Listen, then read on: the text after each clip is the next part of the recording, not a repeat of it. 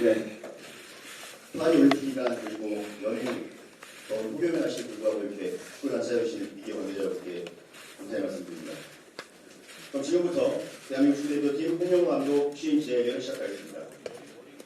기자회견에 앞서 지난 7월 14일부로 대한민국 축구대표팀 사령탑에 오른 홍명보 감독으로부터 먼저 취임사를 들어보도록 하겠습니다.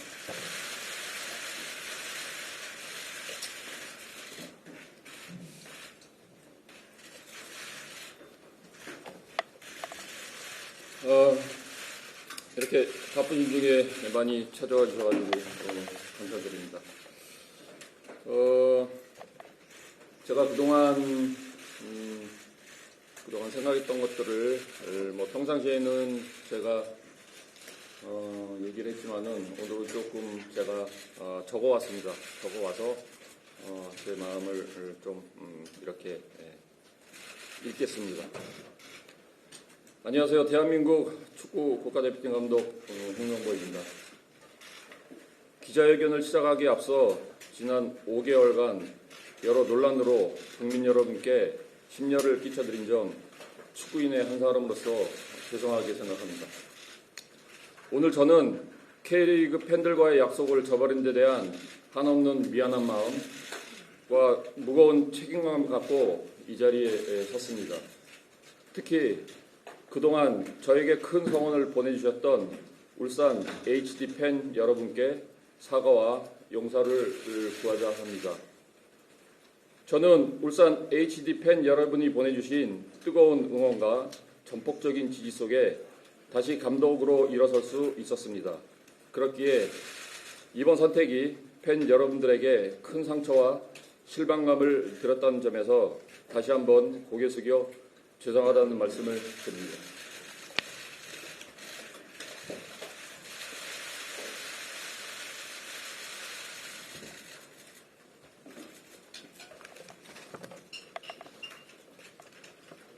울산 HD 그리고 K리그 팬 여러분께 깊은 용서를 구하며 어떤 질책과 비난이든 받아들이고 겸허히 수용하겠습니다. 실망하신 팬들에게 용서받는 방법은 제가 제 자리에서 대한민국 축구 대표팀 성장과 발전을 이끄는 길뿐이라고 생각합니다. 지금까지 보내주셨던 성원에 대한 부채감을 안고 더 큰 책임감을 갖고 이 자리에 임하겠습니다. 먼저 제가 대표팀 감독에 도전하고자 결심한 이유에 대해서 간략히 말씀드리겠습니다. 지난 7월 5일 이임생 기술 총괄 이사가 저희 집 앞으로 찾아왔고 그와 만난 자리에서 긴 대화를 나눴습니다. 그 자리에서 이임생 기술총괄 이사는 저에게 대한축구협회가 발표한 한국축구 기술 철학에 대해 설명하며 제 생각을 물었습니다. 저는 제가 대표팀 감독, 협회 전무를 하면서 평소에 가지고 있던 축구 철학, 대표팀 운영 방안, 한국 축구의 기술 철학과 관련된 각급 대표팀 연계 방향 등 제 생각을 솔직하게 이야기했습니다. 이임생 총괄 이사는 이러한 제 의견을 듣고 대표팀 감독직을 간곡히 요청하였고 저는 밤새 고심한 끝에 제안을 수락하였습니다. 지금 한국 축구는 중요한 전환의 시기에 있습니다. 4년 주기의 월드컵과 아시안컵 성과도 물론 중요하지만 대표팀을 중심으로 한국 축구가 장기적으로 성장하고 발전할 수 있는 체계를 구축해야 하는 시점입니다. 이를 위하여 대한축구협회는 대표팀 경쟁력 강화 전략인 메이드 인 코리아 MIK 프로젝트를 발표하였고 이를 통해 장기적 관점에서 한국 축구 전체의 방향과 체계를 세밀하게 수립하려고 하고 있습니다. 저는 연령별 대표팀 감독을 거쳤고 전무이사도 행정으로 경험한 바 있습니다. 이러한 경험을 통하여 체계적인 유소년 시스템 및 적극적인 유소년 발굴이 A 대표팀과 한국 축구 발전에 얼마나 크게 기여할 수 있는지 배워왔습니다. 이후 현장에 복귀하여 K리그 감독으로 활동하면서 K리그의 중요성도 경험하였습니다. 이러한 소중한 경험을 토대로 앞으로 한국 축구의 뿌리인 K리그와 동반 성장하는 대표팀을 꾸려갈 것입니다. 또한 한국 축구의 소중한 자산이 될 젊은 유망주 발굴에도 적극적으로 나설 것입니다. 대한축구협회가 발전적 방향으로 바꾸고자 하는 한국 축구의 미래를 위해선 A대표팀이 선두에서 중요한 역할을 맡아야 합니다. 그리고 이러한 A대표팀의 발전은 K리그 및 유소년 시스템의 발전과 긍정적인 상호작용을 이루어낼 것입니다. 그 부분을 이해했기 때문에 큰 책임감이 생겼고 개인적인 욕심이 아닌 한국 축구 발전을 위해 제가 할 수 있는 역할을 다해보자는 결심을 하게 되었습니다. 이러한 점들이 제가 10년 만에 대표팀 감독으로 다시 도전하게 된 가장 중요한 내적 동기였습니다. 존경하는 축구팬과 국민 여러분, 대한민국 축구는 지금 유례없이 훌륭한 선수들로 가득합니다. 그렇기에 대표팀은 성적으로 표현되는 결과와 한국 축구만의 확고한 방향과 체계의 확립이라는 과정, 두 마리 토끼를 모두 잡아야 합니다. 저는 그 성공을 위해 제가 가진 모든 것을 쏟아낼 것입니다. 많은 분들의 지적과 따끔한 비판의 목소리 전부 겸허히 받아들이겠습니다. 겸손한 자세로 더 듣고 또 들으면서 한국 축구가 계속 전진하는데 저에게 주어진 역할을 다하겠습니다. 다음은 대표팀의 운영과 전술적 방향에 대한 제 생각을 말씀드리겠습니다. 대표팀 운영에서는 존중, 대화, 책임과 헌신, 세 가지 정도의 키워드가 중요합니다. 우선 존중입니다. 앞으로 대표팀은 수직적 관계가 아닌 수평적 관계로 팀을 만들어갈 것입니다. 선수는 스태프는 선수를 존중해야 합니다. 선수끼리도 스태프끼리도 마찬가지입니다. 동시에 각자 위치에서 지켜야 할 선은 명확히 해야 합니다. 그 다음은 대화입니다. 많은 리스크는 오해나 소통 부재에서 발생합니다. 문제가 발생하면 스스럼 없는 대화를 가질 것입니다. 감독인 저 역시 대표팀 내의 핵심적인 정보를 선수들과 대화를 통해 공유할 생각입니다. 마지막으로 책임과 헌신입니다. 대표팀 운영의 많은 부분을 오픈하고 정보를 공유한다는 것은 그에 따르는 책임과 헌신을 다해야 한다는 의미입니다. 선수들이 변화를 요구하고 그것이 좋은 방향이라면 저는 코칭 스태프와 받아들일 것입니다. 그만큼 선수들은 그 권한에 대한 책임을 운동장에서 보여주어야 합니다. 저는 이 세 가지 정신이 제대로 심어질 수 있는 대표팀을 만들어낼 것입니다. 또 제가 추구하고자 하는 축구 스타일에 대해서 말씀드리겠습니다. 저는 기본적으로 우리가 공을 소유하면서 경기를 주도적으로 컨트롤하는 것이 중요하다고 생각하고 있습니다. 우리 계획과 전략에 맞춰 경기 흐름을 유도할 것입니다. 물론 상대팀이나 여러 변수에 따라 상황에 맞는 변화를 가지고 가야 할 때도 있을 것입니다. 더 큰 무대에서는 우리가 원하는 플레이를 하기 어려운 상대를 만날 수도 있습니다. 하지만 소유의 목적은 분명히 해야 합니다. 전지성과 과감성을 더해서 공격과 수비를 연결해야 합니다. 결국 소유는 상대를 무너뜨리기 위한 데 목적이 있습니다. 수비적인 측면에서는 상대에게 결정적인 기회를 허용하지 않기 위해 지공 상황과 카운터 상황에 대한 확고한 대비를 할 것입니다. 단 수비 시간은 최대한 짧게 가지고 위험 지역에서 최대한 멀리서 공을 탈취할 것입니다. 공격에 더 많은 시간을 쓰려면 수비에서 강한 원칙과 대응이 필요합니다. 공격과 수비 시 각 지역에서 효율적인 공간 분배를 하고 우리가 어떤 약속된 패턴을 쓸지 훈련에서부터 준비하고 상황에 맞춰 유연하게 대처해 나갈 것입니다. 월드컵이나 아시안컵이 아닌 평시의 대표팀은 짧은 소집 기간 탓에 훈련 이틀 차에 24시간이 상당히 중요합니다. 시즌을 치르고 있는 선수들이 FIFA 규정에 근거해 소집을 하면 경기 전까지 사흘의 준비 시간이 있습니다. 하루는 컨디셔닝, 그 다음 20시간의 경기 전력과 디테일을 갖출 시간이 주어지는데 그 24시간을 얼마나 코칭 스태프가 잘 준비하고 선수들과 공유해서 실제 경기에서 발휘하느냐가 관건이라고 봅니다. 당장 시급한 과제가 9월 시작되는 월드컵 3차 예선입니다. 그때부터 우리 코칭 스태프가 어떤 이틀 차에 24시간 철저한 계획으로 활용을 하도록 하겠습니다. 당장 9월이나 10월의 경기들은 전략적 고민도 해야 합니다. 유럽파들이 시즌 초반 상태가 완전히 올라오지 않은 시점이지만 무엇보다 승리라는 결과가 중요한 월드컵 최종 예선인 만큼 확실한 결과를 가지기 위한 선수 구성까지 모두 고민하겠습니다. 마지막으로 궁극적인 대표팀의 목표와 가치를 말씀드리겠습니다. 팀 스포츠에서 좋은 성적은 팀 내부에 존재하는 여러 위험 요소들을 가리곤 합니다. 그러나 잠복해 있던 리스크는 좋지 않은 상황에 동시다발적으로 발생합니다. 그리고 이는 걷잡을 수 없이 커집니다. 그렇게 되면 조직은 순식간에 무너집니다. 축구는 팀 스포츠입니다. 각자의 이기심을 접고 작은 희생과 헌신이 모인다면 위기는 기회로 전환됩니다. 대표팀이라면 그렇게 어려운 상황을 돌파해내는 모습을 축구팬과 국민들에게 보여줘야 생각합니다. 많은 관심을 받는 만큼 좋은 역할을 통해 우리 사회에 긍정적인 화두를 던질 수 있는 대표팀이 되도록 감독으로서 노력하겠습니다. 존경하는 축구팬 여러분, 저는 대한민국 대표팀의 성공을 위해 앞만 보고 나가겠습니다. 성공으로 기대해 부응하겠습니다. 축구팬 여러분들의 비판의 목소리도 대표팀을 위한 일이라면 항상 경청하겠습니다. 그 목소리가 한국 축구 발전이라는 같은 목표를 향한 우려에도 나오는 것을 매우 깊이 이해하고 있습니다. 축구팬 여러분께서도 바뀌어가는 대표팀의 모습을 지켜봐 주시고 대표팀과 우리 선수들에게 많은 응원과 성원을 보내주시기를 부탁드리겠습니다. 감사합니다.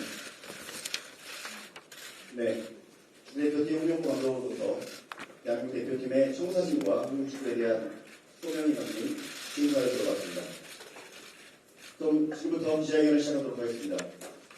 손을 들으신 제가 질문해드리겠습니다. 먼저 이란스TV 김종혁 기자. 네, 현업이랑 시스템이 김종혁입니다. 이 시간에 팀을 어떻게 만드실 건지 또 어떤 경기를 보여줄 건지에 대한 말씀해 주셨는데 결과적으로 대표팀이 국제 월드컵에서 어느 정도 성적을 목표로 하고 있는지에 대해서는 말씀을 안 해주셨거든요.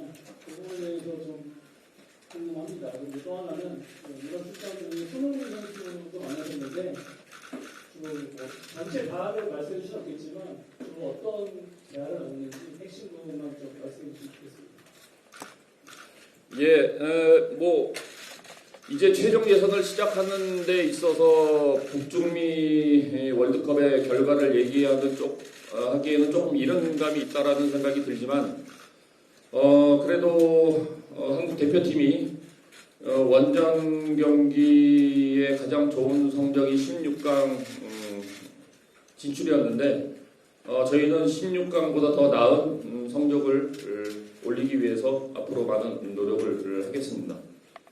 그리고 또 이번 유럽에 가서 선수들과 미팅을 했는데 모든 선수들과 같은 형태로 이야기를 했습니다. 첫째로는 저는 감독으로서 이 선수들이 생각하는 바람직한 팀 운영 이런 것들에서 얘기를 들었고요. 또 그리고 좀 더 지금 대표팀에 바라는 점에 대해서 얘기를 들었습니다. 그리고 저는 선수들에게 앞으로 내가 감독으로서 팀을 운영을 해야 되겠다는 몇 가지 얘기를 했습니다. 그래서 전체적으로 선수들과 공감하는 부분이 있었고요. 또 그런 부분들이 어떻게 보면 첫 만남이기 때문에 아무래도 처음 만난 것보다는 이제 9월 달에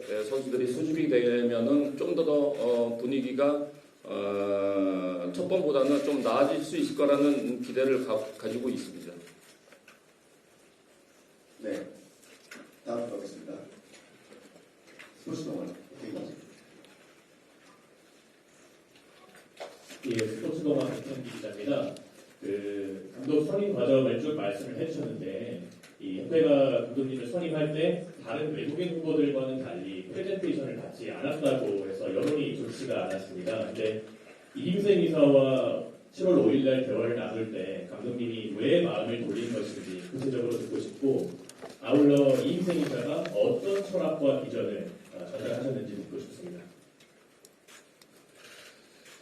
예, 뭐 이임생 이사가 저한테 얘기했던 철학은 아까 말씀드린 대로 한국 축구의 기술 철학, 그리고 뭐 MITA, 그리고 지금 대표팀 간의 연계성, 연령별대의 연계성, 그 부분에 대해서 저에게 얘기를 했고요. 뭐 저 역시도 아까 말씀드린 대로 제가 그동안 경험을 했던 대표팀 생활이나 또 대표팀 운영 방안에 대해서 이임생 기술이사한테 정확하게 얘기를 했고요. 그리고 또 이임생 이사와의 대화 후에 제 마음이 변한 부분에 대해서 말씀을 하시는데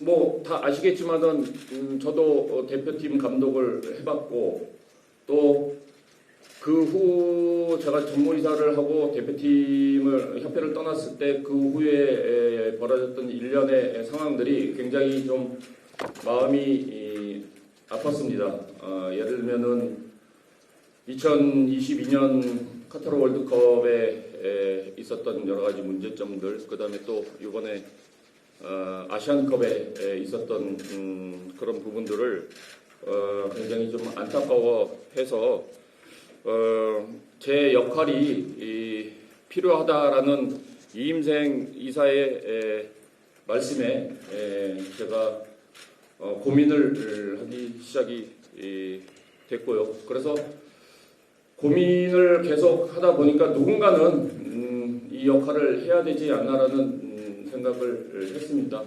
뭐 물론 그게 제가 아니래도 뭐 더 훌륭한 분이 될 수도 있다고 생각했지만은 저는 이게 제 마지막 소임이라고 생각을 해서 결정을 하게 됐습니다. 네, 시절의 김주기. 동아일보죠. 감사합니다. 새 탄핵사 되시고 사실 좀 의원과 지지 쪽에 출발하면 좋을 텐데 좀 그러지 못한 상황이고요. 이에 대해서 좀 감독님께서 힘든 점이 없으신지 궁금하고 또 정부로 계시면서 감독이 주위의 비판을 또 극복해가는 과정도 지켜보셨잖아요.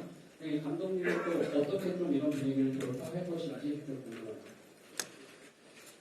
예, 뭐 많은 기대 속에 새로운 팀이 출발하면은 아주 좋았을 텐데 뭐 지금은 그와 반대로 많은 우려와 비판 속에 출발을 하게 돼서 굉장히 마음이 좀 무겁습니다.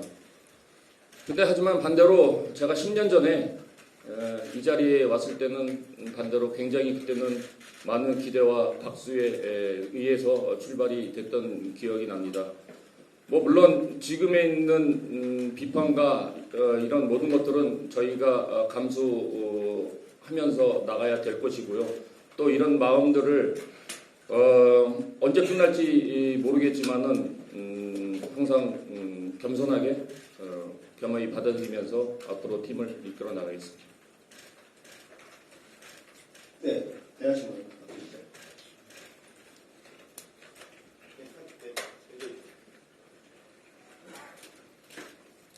두 가지 질문 좀 쌍욕하게 드리면, 일단 K리그의 중요성을 느끼셨다고 했는데, 근데 시즌 도중에 자리를 비웠잖아요. 그러면서 이제 이후 팀의 축구 육성이라든지 MIT 프로젝트 완성을 이렇게 말씀하셨는데, 다른 방식으로도 기여를 할 수 있었을 것 같은데, 그게 꼭 대표팀 감독으로만 가능한 일이었는지 보고 싶고요. 두 번째는 이제 이강인 선수를 발렌시아에서 지도했던 그 감독을 코치로 뽑았어요. 뭐 일각에서는 이강인 선수 중심으로 팀을 대표하는 거 아니냐 이렇게 받아들이는 시각도 있는데 특별한 이유가 있었는지 궁금합니다. 예, 맞습니다. 뭐 제가 K리그 감독을 하다 이렇게 중도에 나오게 된 거에 대해서는 제가 아까 말씀드린 대로 뭐 앞으로 평생 이것을 안고 가야 되는 입장이라고 생각하고 있습니다. 그 점에 대해서는 K리그에 있는 팬 여러분들 또 구성원 모든 분들한테 다시 한번 죄송하다라는 말씀드리고요. 뭐 두 번째 질문은 저는 처음 듣는 질문인데 뭐 제가 이번에 가서 만난 분 중에 그분은 없습니다. 중앙일보 송지훈 기자. 그 언급을 마침 해주셨으니까 이제 이어서 질문을 드리면 사실 그 감독님께서 이제 대표팀을 이끌어 가실 때 어떤 축구를 할 건지가 이제 대표팀 코칭 스태프 구성이 상당히 중요하다고 보거든요. 그 먼저 얘기하셨던 게 분업 또 시스템 전문성 이런 화두를 던지기도 하셨는데 그 이번에 유럽 출장 가신 것도 또 좋은 코치를 뽑기 위한 게 있으니까 그 부분에 대한 설명이 일단 없어서 부탁드립니다. 예, 이번에 가서 3차례에 걸쳐서 코치진들을 면담을 했습니다. 굉장히 아주 의미 있는 미팅이었고요. 또 나름대로 그 코치들과 대화를 하면서 많이 공부도 됐던 게 사실이고 지금 현 유럽에 돌아가는 뭐 트렌드 역시 알 수 있었던 거여서 아주 좋은 시간이었습니다. 하지만 뭐 여러분 다 아시겠지만은 이게 이제 협상이라는 게 물론 제가 생각하는 첫 번째 지금 그룹은 이제 협상에 지금 돌입해 있고요. 만약에 그분들이 안 된다고 하면은 이제 두 번째로 넘어가야 되는 상황이 되는데 뭐 지금 그 조건에 있어서는 좀 더 저희도 굉장히 이 진정성 있게 지금 전해지고 있고요. 또 그분들도 의지가 좀 있는데 아직까지 그게 구체적인 게 이루어지지 않았기 때문에 지금 당장 말씀드리기는 어렵습니다만은 만약에 그분들이 좋은 계약이 돼서 한국으로 온다고 하면은 아마 우리 팀이나 우리 선수들한테는 굉장히 아주 좋을 거라는 기대는 갖고 있습니다. 네, 마이데일리 최병 기자. 네, 마이데일리 최병수입니다. 감독님 선임된 이후에 문체부에서 이제 이거와 관련해서 공사 얘기도 있고 혼란스러운 상황이 누가 돼서 좀 어떻게 생각을 하시고 또 협회가 또 이런 상황 관련해서 어떤 얘기를 나눴는지 궁금합니다. 예, 뭐 그 부분에 대해서는 전혀 저하고 얘기를 나눈 적은 없고요. 뭐 그거는 협회하고 이제 문체부의 또 관계고 또 거기에 있어서 뭐 협회는 협회 나름대로 충실하게 저는 소명을 하면 될 거라고 생각하고 있습니다. 네, 김정희 기자. 근데 그 말씀하시는 과정에서 좀 안타깝고 개선하고 싶었던 일로 월드컵과 아시안컵에서 있었던 일, 뭐 소위 말하는 2,700일 논란 이런 거를 구체적으로 말씀하신 걸로 들었는데 보통 축구 팬들은 그래서 홍 감독이 되게 강한 카리스마로 휘어잡을 것이다라고 예상하는 사람도 있었는데 좀 전에 좀 소통과 수평적인 메시지를 많이 말씀하신 것 같거든요. 이거에 대해서 좀 조언해 주세요. 죄송하지만 저는 원래 그런 사람이에요. 굉장히 좀 이렇게 좀 뭐 딱딱할 것 같은 그런 이미지는 있지만은 저는 굉장히 그런 수평적인 거 좋아하고 그다음에 물론 제가 뭐 여러분들이 말하시는 뭐 카리스마 이거는 제가 가지고는 하나의 특징이지 이게 모든 것들이 저를 대변해 주지는 저는 않는다고 생각이 들고요.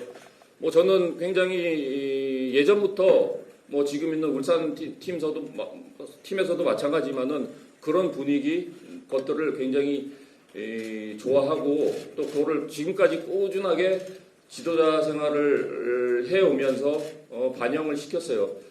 다만 중요한 거는 우리는 제가 아까 말씀드렸지만 우리는 팀 스포츠를 하는 사람들이 아닙니까?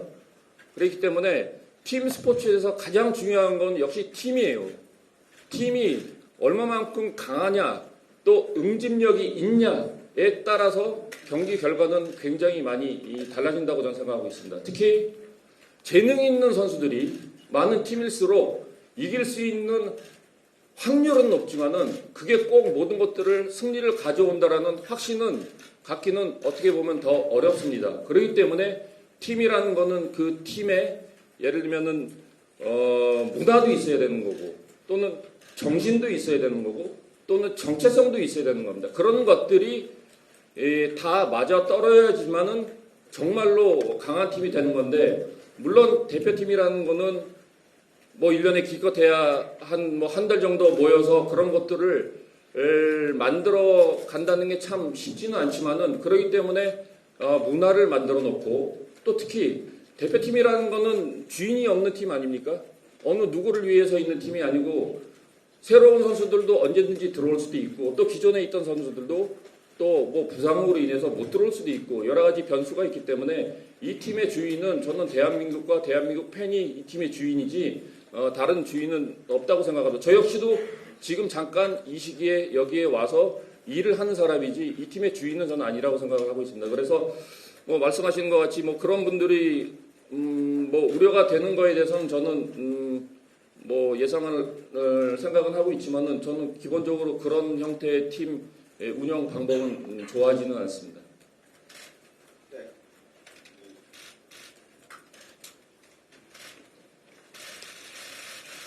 저는 이번에 손흥민 선수도 만나고 오시고 하셨는데 주장단은 이번에 어떻게 구성하시는지 손흥민 선수가 좀 주장을 맡아서 가는지 그런 걸 좀. 예, 저희한테는 그렇게 시간이 많지 않습니다. 앞으로 9월 2일 날 소집해서 3일 훈련하고 중요한 경기에 나서야 되는데 여기에서 팀에 큰 변화를 주기에는 굉장히 위험성이 있기 때문에 저는 손흥민 선수를 앞으로도 팀의 주장으로서 신뢰를 하고 그 선수에게 지금까지 해왔던 역할들을 저는 다시 제시할 거고요. 다만 그 선수가 너무 많은 부담감을 갖게 하지는 않겠습니다. 조금 더 가지고 있는 부담감을 조금씩 더 나눠서 많은 사람들이 나눠 갖고 그 선수가 정말 경기에 더 잘할 수 있게끔 그 생각은 조금 있습니다. 네, 질문 뭐 여기만 더 받아보고 네, 지금 많으신데 먼저 KBS 박주미 기자부터.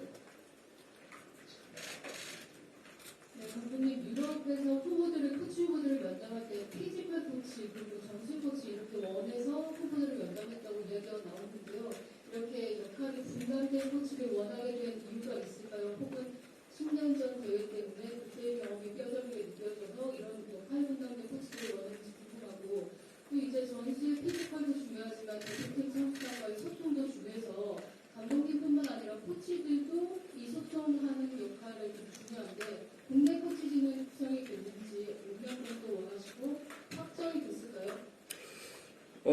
우선 두 번째 질문부터 말씀드리면은 일단은 한국인 코치는 지금 접촉을 했고요. 거의 이제 마무리 단계에 들어가 있습니다. 아직 명확하게 되어 있지는 않지만은 지금 이제 마무리 단계에 들어가 있기 때문에 아마 조금 시간이 흐르면 저희가 발표할 수 있는 시간을 갖게 될 거고요.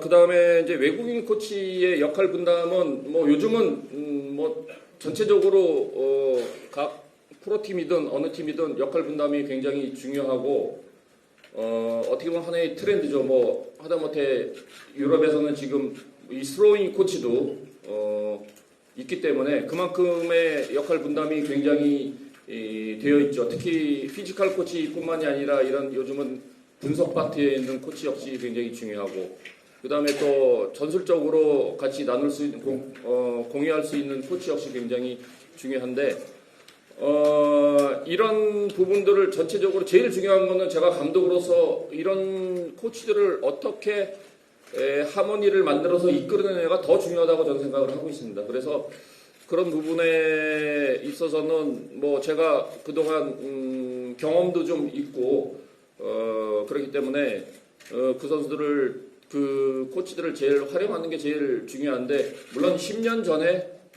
때문에 지금 꼭 그렇게 하는 건 아니지만은 그래도 뭐 그때의 어떤 실패 역시 저한테는 아주 좋은 경험이 됐기 때문에 뭐 하여튼 지금은 제가 예전에 좋았던 경험, 특히 좋지 않았던 경험 이런 것들을 얼마만큼 제가 이 시점에 활용을 하느냐가 제일 중요한 것 같아요. 그래서 그런 분들을 제일 정말 하모니를 이끌어낼 수 있는 제 역할을 뭐 지금부터도 좀 더 생각하면서 또 강화시키면서 팀을 이끌어 가야 될 거라고 생각하고 있습니다. 이쪽으로 좀 가겠습니다. 서호정 기자부터. 방금 전에 감독님도 10년 전은 실패다라고 얘기하셨는데요. 그 당시에 이제 시행착오들을 돌아봤을 때 10년 전에 실패했던 외국인 감독 홍명보와 지금 다시 시작하는 대표팀과 선수들과 어떤 차이가 있고 또 그때 시행착오 중에 대표적이었던 게 감독님의 어떤 선수 선발이나 그걸 기반한 대표팀 운영의 시야가 좀 좁았다. 그래서 의리 축구라는 지적도 많았었는데 그 부분은 또 어떤 변화가 앞으로 있을 것인지 궁금합니다. 뭐 맞는 말씀이십니다. 제가 10년 전에는 실패를 했고요. 또 그러다 보니까 제가 아는 선수들만 뽑아서 쓰는 뭐 인맥 축구니 그런 얘기도 들었었고 뭐 하지만 다 그거는 인정을 합니다. 뭐 이유는 말씀하신 대로 제가 그 당시에 K리그의 어떤 단편적인 선수들만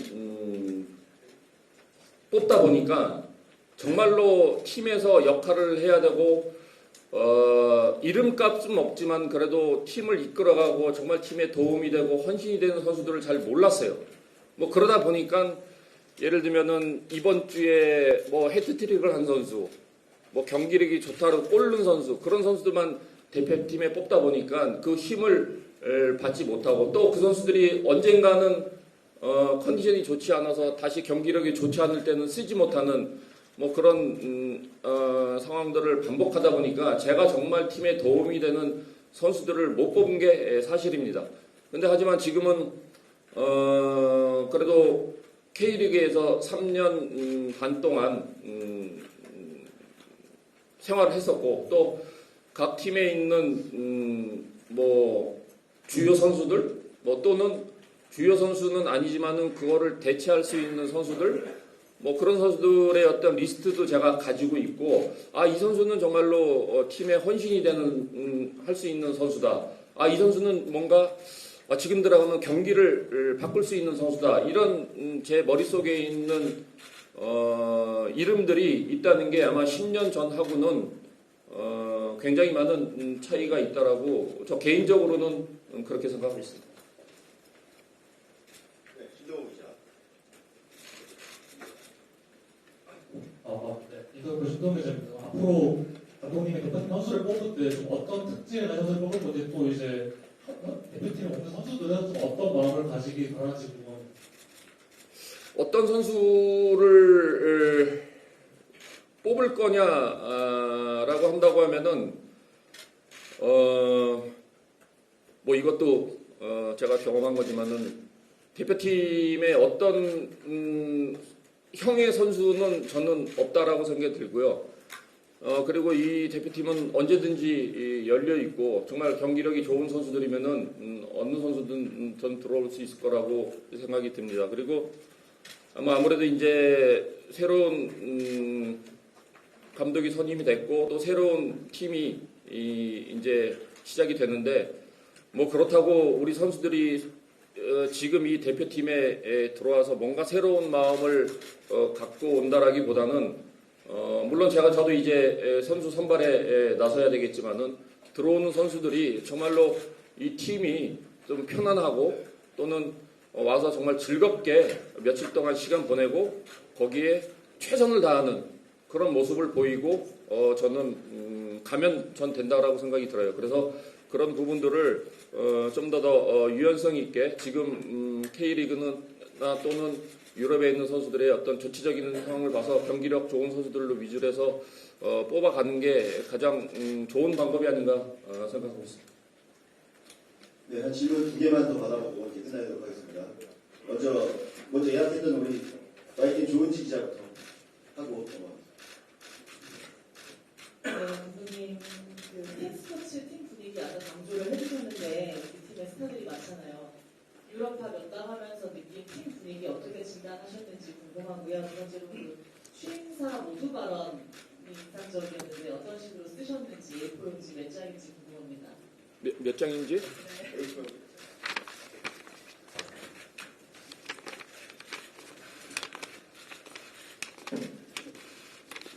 8장입니다.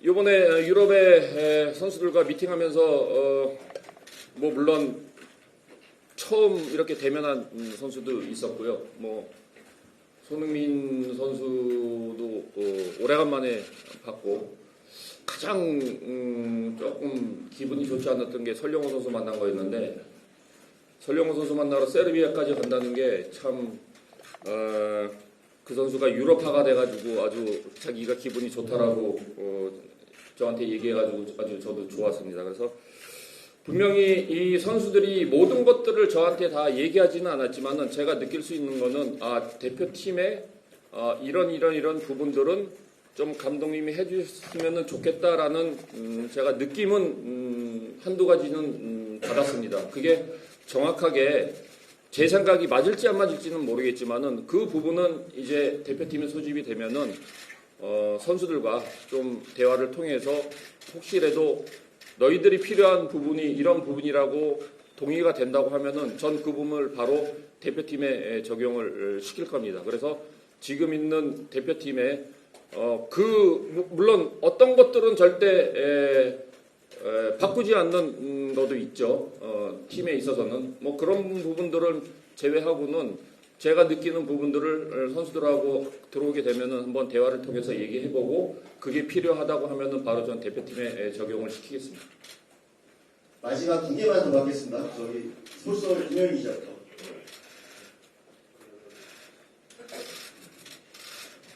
대표팀 감독 하시면서 또 다른 하루가 연령별 대표팀과의 이야기 연속성 말씀해 주셨는데 당장 오늘 같은 경우에도 20세 대표팀 30훈련을 또 시작을 하거든요. 앞으로 연령별 대표팀 감독, 코칭 스태프와 또 어떤 방식으로 소통을 하고 좀 어떤 화두로 대화를 나누실지 예, 이 부분은 굉장히 중요한 부분입니다. 저 역시도 20세부터 연령별 대표팀을 해봤고 또 거기에 어려운 점도 또 있고 예를 들면 그런 거죠. 대표팀이 쓰는 전술이 20세에 있는 선수 팀까지 간다고 하면은 20세에 있는 선수가 정말 좋은 경기력과 기량을 나타낸다고 하면은 전술에 적응하는 시간 필요 없이 바로 대표팀에 들어와 가지고 경기를 뛸 수 있는 그게 굉장히 이 연령별 대표팀의 연계성의 가장 장점이죠. 그리고 20세 선수가 23세에 있는 팀을 거칠 건지 아니면 바로 A팀으로 올라와야 될 건지 이거 역시 어떻게 보면은 예전에 있었던 혹사 논란 이런 문제가 될 수도 있거든요. 하지만 이런 문제들이 대표팀에 있는 전임 지도자 또는 A팀 감독이 항상 커뮤니케이션을 하게 된다고 하면 이런 문제는 저는 없어질 거라고 보면은 그 선수 역시 한 단계 성장하는 데 있어 좀 더 빠른 스피드를 가질 거라고 저는 생각이 들어요. 그래서 이 부분은 제가 아까 말씀드렸지만은 제가 대표팀 수락하는 과정에 있어서 굉장히 중요한 역할을 했었던 협회 정책이었고 또 제가 굉장히 관심 있어 하는 부분이었기 때문에 이 부분은 제가 어디든 어느 곳에라든 그 20세 선수라든지 21세 선수들이 있는 곳이면 제가 달려가가지고 그 선수들을 보고 또는 제가 도움을 줄 수 있는 부분들은 도움을 주고 또 그 선수들이 또 A팀에 와가지고 뭔가 경기력을 또 할 수 있는 그런 것까지 전체적으로 체크를 해서 이 기회에 한국 축구에 굉장히 중요한 우리가 그동안 말로만 해외 축구 어디가 부러워하지 부러워하면 했지 지금 실질적으로 현실적으로 이 제도를 만약에 한국 대표팀의 연령별대에 만약에 적용을 시킨다고 하면 저는 한국 축구에 있어서는 굉장히 큰 이슈가 될 거라고 저는 생각하고 있습니다. 네, 마지막 질문 하도록 하겠습니다. 감독님 안녕하세요. K스포츠 김영 기자라고 합니다. 해외파 선수들과 면담을 통해서 관리하는 방법들에 대해서 연구를 소통한다고 강조하셨는데 혹시 국내파 선수들에 대한 면담이나 이런 부분들에 대해서는 계획이 있으실까요? 국내파 선수들에 대해서는 면담을 하기에는 너무 양이 많은 것 같고요. 물론 제가 할 수 있는 것들은 경기를 지켜보는 일, 그 다음에 그 사람의 그 선수의 경기라고 체크하는 일, 뭐 물론 저와 개인적으로 뭐 아는 선수들은 뭐 개인적으로 컨택을 할 수 있지만은 근데 그 선수가 대표팀에 들어온다라는 확신을 갖고 있지는 않지 않습니까? 그렇기 때문에 국내 선수들에 대한 면담은 현실적으로 좀 어렵다고 생각이 들어요. 그리고 또 해외파, 물론 해외파도 지금 제가 이번에 가서 면담을 하지 못한 그 외에 있는 선수들도 많이 있습니다. 하지만 그 선수들은 또 제가 어느 시점에 시간을 내서 다시 가서 그 선수들과도 면담이 필요하겠죠. 자, 우리 그럼 마지막 시간 한번 바꿔볼까요? 마지막. 네, JP 신동입니다. 아까 감독직을 수락한 동기로 인생 이사와의 대화 과정을 설명 주셨는데요. 그러면 정몽규 축구협회장과는 이번 기록상임과 관련해서는 전혀 교감이 없었는지 모르겠습니다. 왜냐하면 회고록을 출간하면서 정몽규 축구협회장이 홍명보 감독에게 축구협회장에게 제안했다, 권했다라고 이렇게 세게 표현을 했거든요. 그래서 상당한 내적 친밀감을 드러냈는데 어떤 입장이신지 말씀해 주시죠. 예, 뭐 회장님께서 2020년에 저한테 7월에 그 제안을 하신 게 맞고요. 그다음에 저는 그 자리에서 이 회장직보다는 저는 현장에 나가고 한 번 더 나가서 한 번 더 하고 싶다라고 말씀을 드린 게 사실입니다. 예. 근데 하지만 이번 같은 경우는 저는 뭐 회장님과의 어떤 사전에 그런 연락 전혀 없었고요. 저는 이임생 그 총괄 이사의 대화를 통해서 그 얘기를 듣고 저는 결정을 했습니다. 네, 감사합니다. 네, 이번 축구대표팀 사령탑에 오른 홍명보 축구대표팀 감독의 기자회견을 여기서 마치도록 하겠습니다. 오늘 혹시 마지막 하실 일이 있으실까요? 감사합니다. 감사합니다.